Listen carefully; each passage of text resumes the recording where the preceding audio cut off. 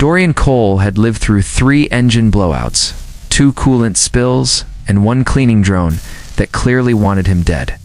But nothing in any engineering manual prepared him for the Volantis shaking like a tin toy tossed inside a cosmic blender. The hyperjump was failing. Gravity flickered between solid floor and soupy nightmare. Heroes in stories always stand proudly on the bridge, barking orders. In reality, Dorian was sliding sideways down a stuttering corridor, clutching a diagnostic tablet like a sacred relic, whispering desperate prayers to engineers he didn't even believe in. The ship groaned, a deep metallic wail that vibrated through his bones. His boots finally lost the war against physics. He pitched forward, flailing for a rail, a pipe, anything. His hands didn't hit metal. They hit something soft. His brain rebooted itself. In sheer horror, standing before him, framed by pulsing blue emergency lights, was Zithai, the Alari envoy. Tall, blue-skinned, elegantly terrifying. Silver constellations glowed across her cheeks like living star maps, and Dorian, human engineer extraordinaire, was currently holding her backside. He jerked his hands away, like he'd touched a fusion core. A silence heavier than the gravity distortion fell between them. Her violet eyes shimmered. Her long, elven-like ears twitched, a gesture he would later learn meant surprised, but in a very dangerous way. "Well," she said in a smooth, metallic tone, "that is certainly a greeting." "Gravity malfunction," Dorian gasped. "I swear I didn't, please don't start a war." To his utter shock, Zitha's lips curved into a slow, knowing smile. "I am not offended. Among my people, accidental physical contact is sometimes considered a sign of destiny." "Destiny," Dorian repeated, horrified. "Great, can't wait to write that in the incident report." But Zitha's expression shifted, her silver markings pulsing faintly. Something was wrong. The deck vibrated. But this time, the tremor felt alive. A low hum resonated through the ship's bones. Zithi's ears twitched sharply. "Something followed our jump," she whispered.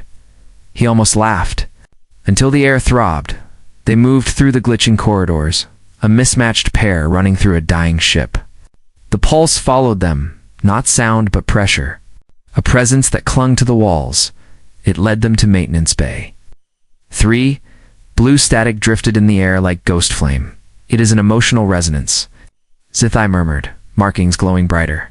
"Rare, dangerous, and it formed between us, 'cause I grabbed." "Because contact was made," she corrected. Firmly, pause, and now something beyond our dimension is aware of us, 'cause of course it was. Small, awkward. Moments always open the weirdest doors. That door led them to Cargo Hold 7, home to secured Diplomatic. Artifacts at the center hovered a glowing blue orb, an ancient Alari relic, pulsing in perfect rhythm with Dorian's heartbeat. "It responds to emotional frequency," Zithai breathed. Reality ripped open above it. A jagged tear in space flickered. Something with impossible angles clawing at the air. The universe was knocking, and it was in a very bad mood. Before Dorian could panic himself unconscious, the Volantis lurched violently. Red alert sirens painted the corridors in the color of fear. They sprinted to the bridge. Outside the viewport floated a nightmare, a shifting mass of molten-looking metal that refused to settle into shape. The Nolorn Collective. "They consume knowledge," Zithai warned. "They felt the relic's awakening. They intend to collapse this dimension to extract it." House. The captain stared at the monstrosity, then at Dorian. "Engineer Cole." "Why is it staring at you?" "It's not," Dorian yelped. "It's staring at the resonance." "I'm just emotional collateral damage." Reality buckled. The ship screamed. The Nolorn pressed harder. "We must return to the relic," Scythe said sharply.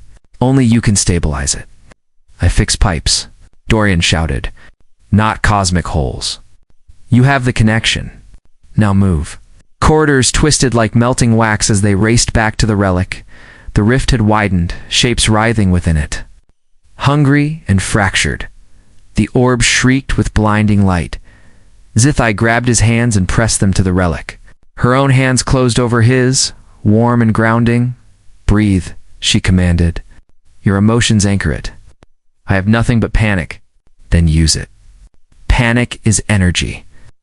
The ship convulsed. The Nullern tore deeper.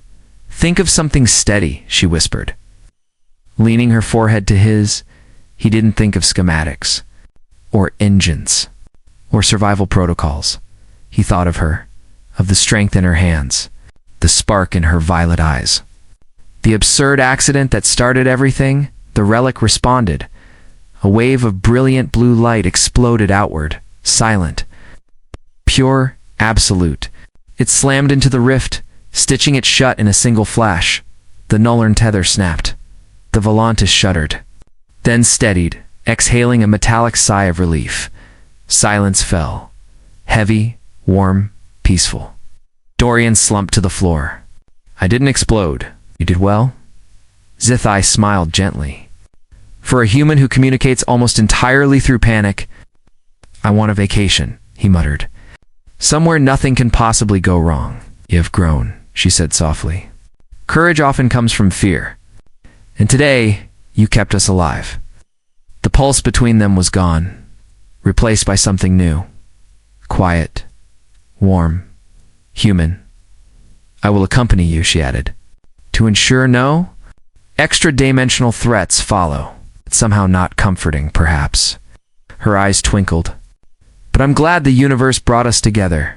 Dorian's fear finally melted into something like hope. "Yeah," he said with a small smile. "Me too."